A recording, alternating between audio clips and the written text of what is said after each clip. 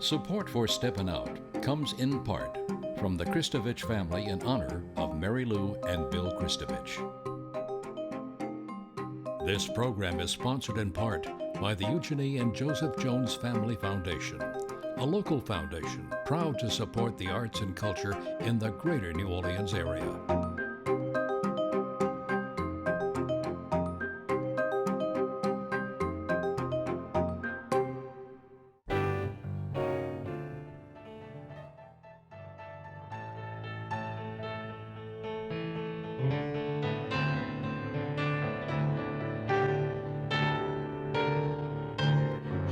Peggy Scott Laborde, and welcome to Steppin Out with updates from the local restaurant, arts, and entertainment scenes. Joining me, Poppy Tooker, host of Louisiana Eats on WWNO Radio. Hey, Miss Poppy. Hello, dear. Hi. Rhiannon Enlil of Sazerac House on Canal Street and Magazine, here to tell us all about Sazerac House and to show us how to make an Ojen cocktail. Hey, Ojen. Hello there, Rhiannon. Good to see you. Hello. Nice to thank you. Great that you're there. Doug MacCash, who covers the arts and culture scenes for the Times-Picayune New Orleans Advocate. Hey, Doug. Hey, Peggy. And Alan Smason of TheaterCriticism.com and the Crescent City Jewish News. Hey. Peg. Also joining us, Amy Glovinsky, President and CEO of the Bureau of Governmental Research. Hi, Amy. Great to see you. Hello. Welcome. Before we proceed, I wanted to congratulate our last week's guest, Melissa Martin from the Mosquito Supper Club, because she has been named one of the Louisianians of the Year. It's the latest edition of Louisiana Life magazine. So congratulate her on that. Poppy, a long-time local restaurant owner, left us this week. Yes, indeed. Our condolences go out to the Dini Seafood family because matriarch Barbara Chafici passed away, and she's going to really be missed. You know, she was one of those restaurateurs that was in her restaurants every single day until the pandemic. So I'm so sorry for them all, and she was something else. She's the one who put Dini's on the map. Now, for some Mardi Gras talk. You know, we never get enough king cake conversation.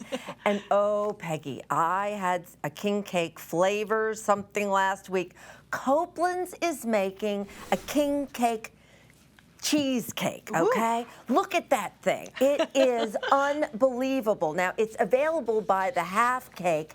It's so delicious. It's got this crunchy line down the middle that's almost like the graham cracker, but very cinnamon crust, like on a cheesecake. It's creamy, it's delicious, and the crunchy purple, green, and gold sugar. Oh, Peggy, everyone needs to at least have a slice of that this Mardi Gras season.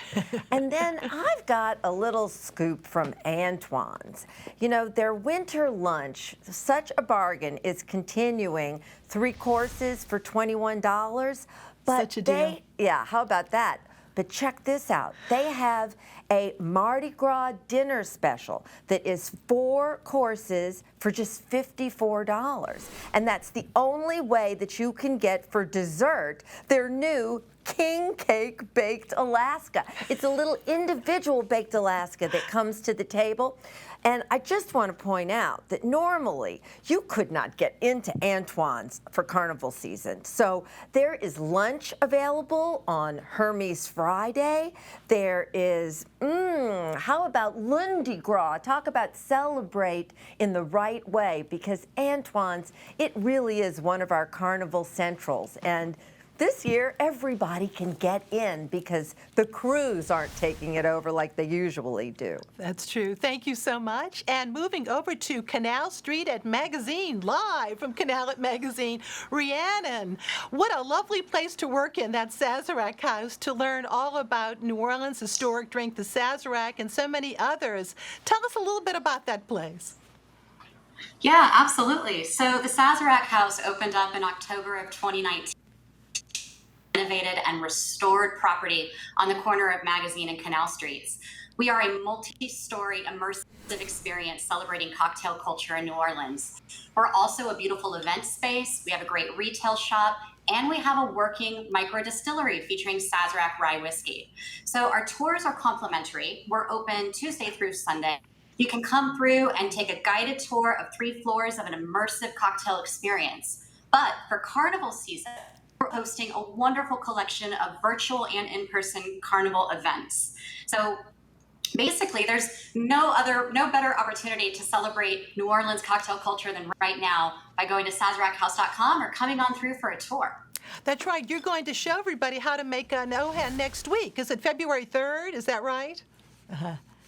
That's correct. One of our complimentary virtual cocktail tastings on the Ojen Cocktail is on Wednesday the 3rd. I'll give you a little teaser of that shortly. Okay, very good. I have to say that gift shop is so wonderful, too, because there's so many, of course, Sazerac-themed items, but a lot more. I learned a lot. The interactive virtual bartender, which was so much fun, teaching you how to make different drinks, and you get to take away some coasters with recipes. It's a beautiful, beautiful space. It really is. It's got to be fun to work there, too, huh? Oh, it's a dream come true. Going from being a bartender to a history nerd, I now get to work for this fantastic museum and share my passion for New Orleans and New Orleans history. Absolutely. Let me just say, though, Rhiannon has been around a while, and she's an award-winning mixologist, and I know that Sazerac House is lucky to have you. We'll be back to you in just a little while, okay? Thank you. And moving over to Doug, more houses that like to decorate, right? More houses. If you've driven around New Orleans at all, you know that float houses are saving Mardi Gras 2021. And just like Mardi Gras floats, some of them are satiric.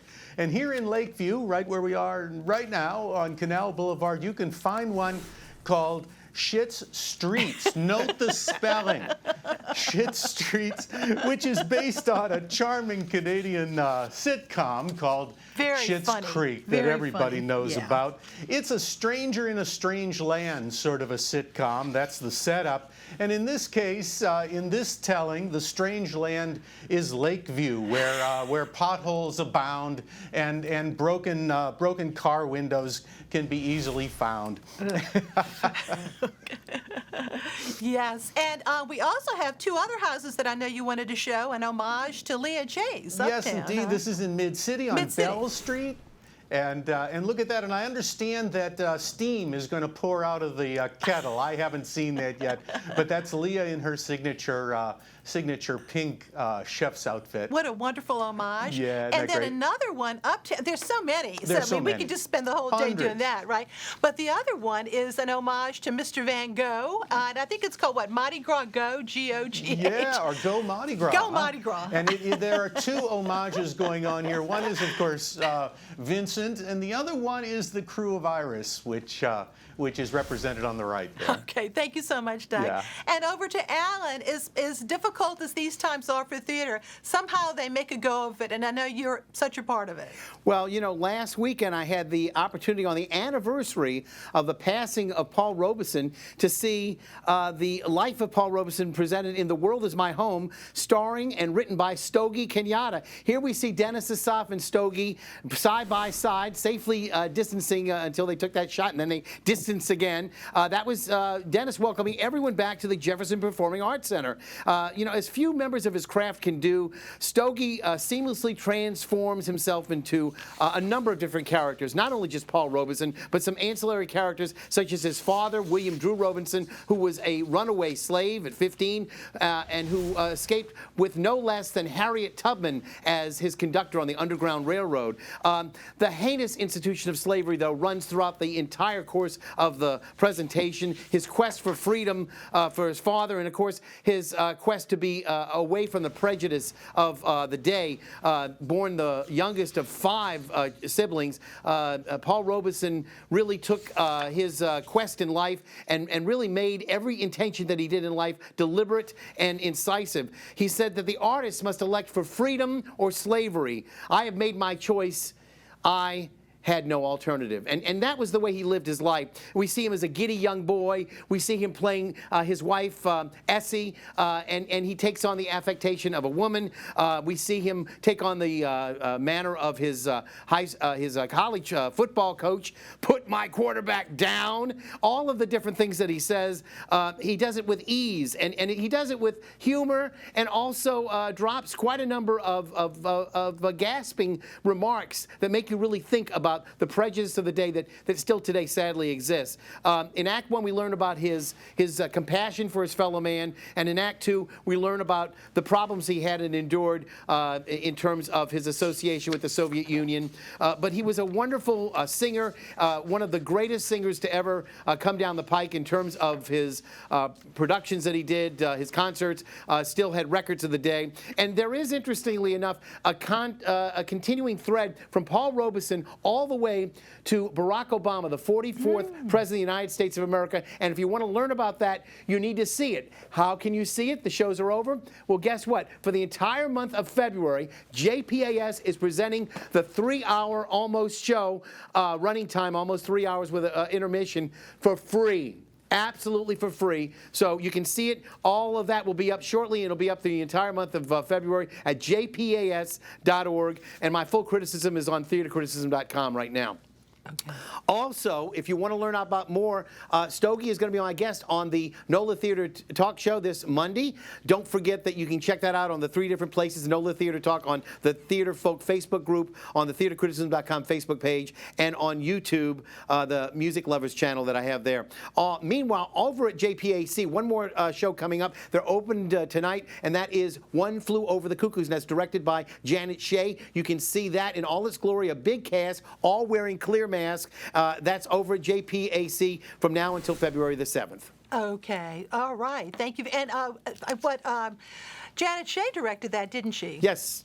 Yeah, she did. Okay, thank you very much. And moving over to Amy. And Amy, the Bureau of Governmental Research for so long has just done such good work in terms of setting policy implementation and best practices. And I applaud you all for those efforts. But you have a very special guest that you wanted to tell us about, too.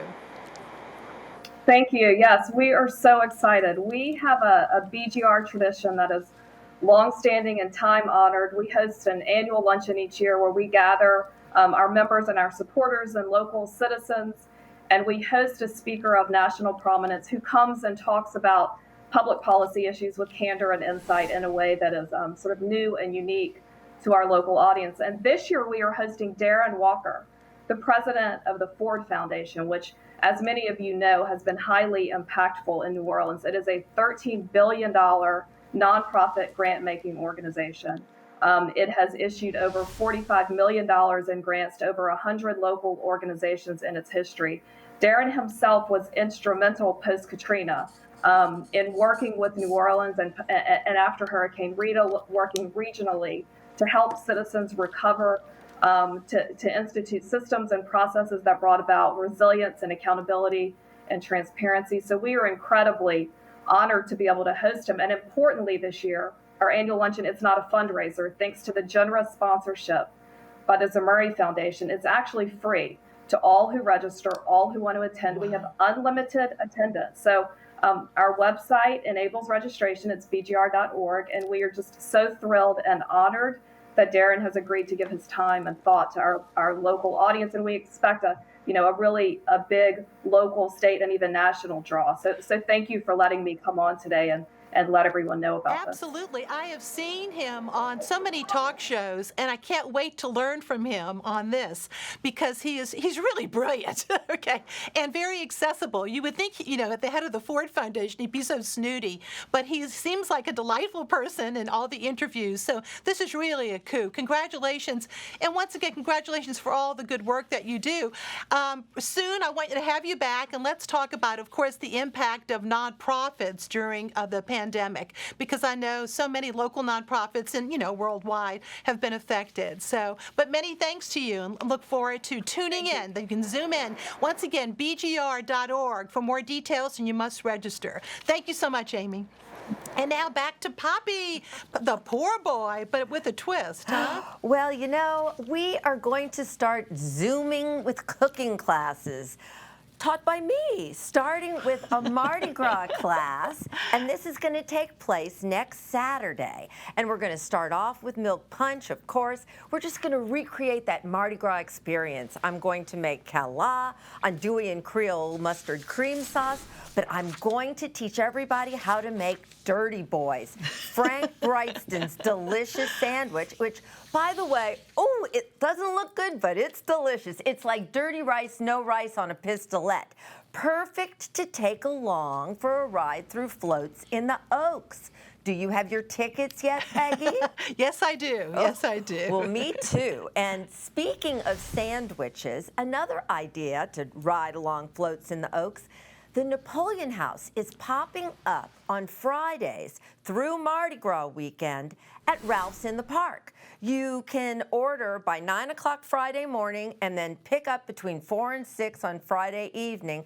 Muffalata, jambalaya, shrimp remoulade. You can even add on extra muffaladas and their bottled Pimm's cups right there by the park. So take your Dirty Boy, take your muffalata, and take a ride through floats in the Oaks. Okay, such a good idea. Thank you so much, Poppy. And back over to Sazerac House, because I know we have a great show and tell. Rhiannon? Yes, so one of the most celebrated classic cocktails of the Carnival season is the Ojen Cocktail. So I'm going to demonstrate how to make it while I give you a little bit of a backstory. So Ojen itself is an anise liqueur that was originally from Spain. It was brought over to New Orleans in the 1880s and was widely consumed by the older Carnival crews.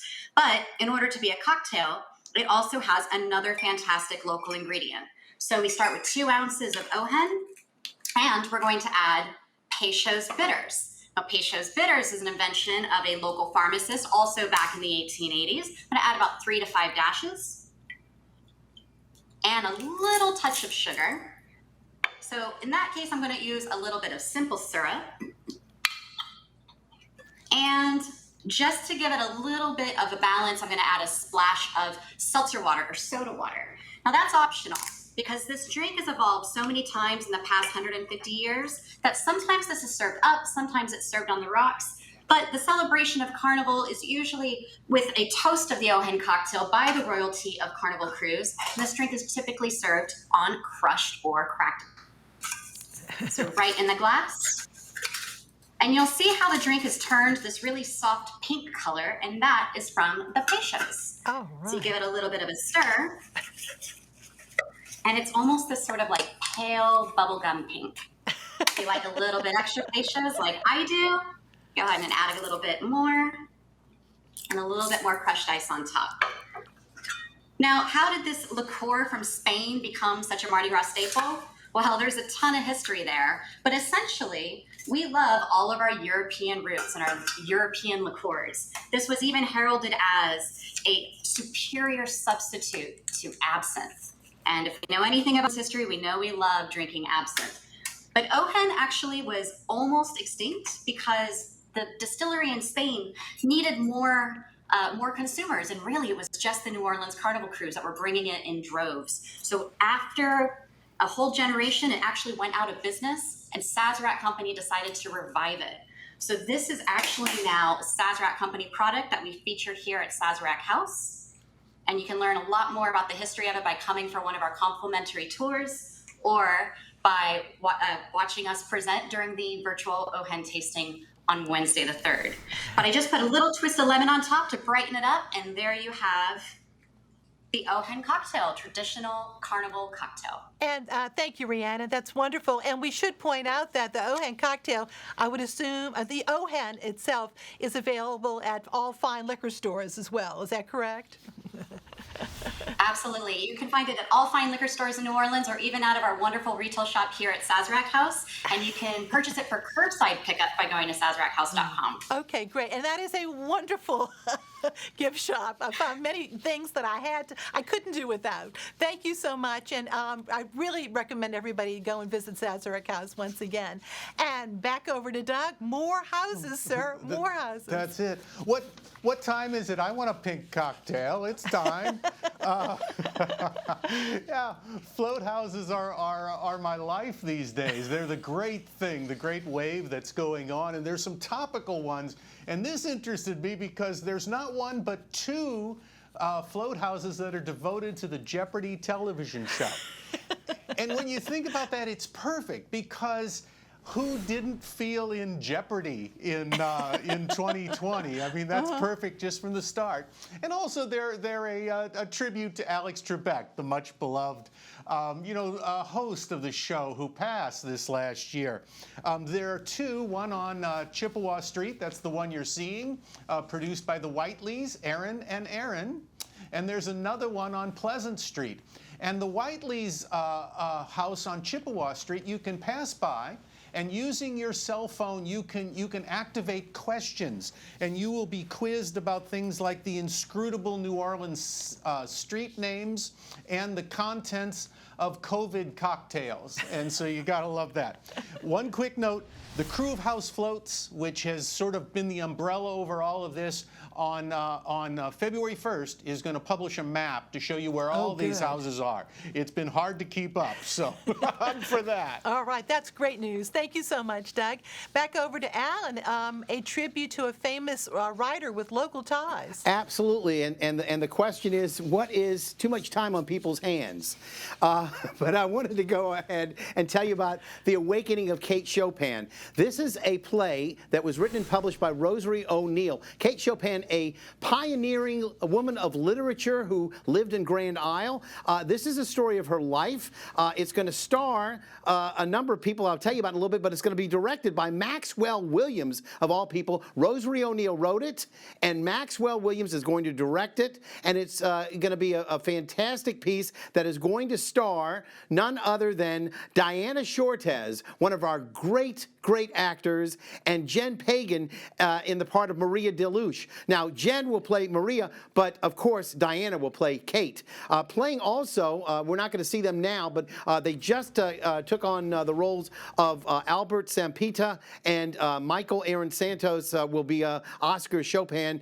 Michael James Jurgen is going to be Albert Sampita. I can't wait to see this. I'm actually producing it. You'll see it at these three spots as part of the NOLA Theater Folk Facebook group and their outreach on those three spots. That'll be coming up on Monday, February the 8th. So mark your calendars and check that out.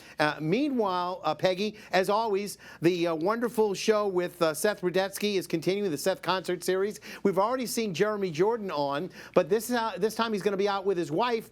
Tickets are only $25. VIP tickets are $50, which includes the rehearsal. That'll be coming up on January the 31st at 7 o'clock and a repeat broadcast on Sunday at 2 p.m. All right, thank you so much. And now time for our picks of the week. Poppy. Well, that favorite, Kin, has reopened for takeout only right there at Washington and Earhart, and you can even get their ramen noodles for DIY ramen. So go. It's open. Rhiannon, one more time, that website, kiddo. Yes, please visit us at SazeracHouse.com to check out our entire Carnival series, including more on the virtual Ojen Cocktail. Okay, thank you, dear. It's great to see you. Doug. Oh gosh, Crew de Vue, New Orleans' naughtiest Mardi Gras parade, can't take place on Saturday, so instead they are having art installations around town. Maybe don't take the kids to this one. Look for the locations on NOLA.com or on the Crew de Vue website. Okay, thank you, Doug. Alan. Last week I told you about Marissa Tomei being in a play. She must have a lot of time on her hands too, because guess what? She's going to be in another play that you can see for free. This is part of BroadwayCares.org. This is 3 Hotels by John Robin Baltz. It's going to star her and Bobby Cannavale. Again, a free screening of a Oscar award winner, Marissa Tomei. All right, thank you. And before we go to my picks, big news. Starting next week, Steppin Out moves to a new date and time. Thursdays at 7 o'clock with a repeat on Friday nights at 10:30. And don't miss a brand new program, New Orleans Parades from the Past. That's featuring parades from the 20s through the 60s, including the first Bacchus Parade with commentary by Arthur Hardy and Errol Laborde. Here's a sneak preview. And notice the float, the pages are on either side of the float. Later on, they're actually able to walk across because they're on the same And this is William, platform. that's a very good point. And this is Yeah. William Waller Young. And somewhere in that crowd would be Chap Morrison, of course, being toasting. Yep. And Panorama Through the Magic Sugar Egg was the theme. What a theme. And this Rex's son was king in 1987, William Waller Young Wow. Jr. And one of the pages was young Herbert Jenke Wow. Jr., Royal who, artist. of course, eventually would be one of the premier float builders, we should point out. And no more mules at this point, huh? They'd ended, what, in 49? Well, Is that right? actually 50 and 51, they Okay. transitioned. The last one was in 51. I miss the mules, but there were a lot of problems with them, of course. I am sure there were. You know, you mentioned Herbert Jenke, who started a float building company called Royal Artists. And last year, Royal Artists got the Rex contract to start building the Rex Parade. Correct. After having been by Blaine Kern for many years. And there's Jill Jackson, the WWL announcer, and she became nationally known as an entertainment reporter, and she's interviewing one of the Rex lieutenants Yep. there. And remember, she used to write for Writer's Digest. Yes, and she was syndicated. Which was that wonderful Nopsy pamphlet that you get on the Yeah. buses. She had kind of like a Hollywood gossip column. Yeah. She was syndicated nationwide. I wanted to mention when we saw the Rex Kings float, that was the beginning of the new look for the Kings float with that big crown on top. And that's become a fixture. The float's been modified through the years, but that crown is still a part of the Rex King float. All right, Monday night at 9 p.m. only on WYES. And Girl Scout cookies are now available. We have Troop 46112 who are raising money for great causes and learning leadership skills along the way. They have members from all over the city, but they are primarily based in Algiers. And there's a new flavor. Look at this. It's inspired by French toast, and I'm holding up here. Go to girlscouts, by the way, .org, starting Monday, and you can find out where you can get the cookies. There's also an app. And look at these cookies. Woohoo, all kinds of the s'mores and the peanut butter cookies. Anyway, thank you all so very much. Thank you all for being with us. Wonderful. Thank you, Amy. Good to see y'all. Thank you very much for watching. Goodbye.